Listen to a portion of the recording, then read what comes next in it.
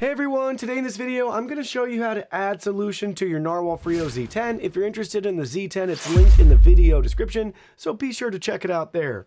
First, we got to remove this front cover. There's a little lip on the side over here by that purple Narwal logo that sticks out, so we can easily remove the magnetic cover. Just pull it out towards yourself, and that reveals our solution tank right here, where we can just grab it and pull to remove. So you can discard the old tank, and now you can take your new tank and you're going to slot it up just like this and put it right back in place.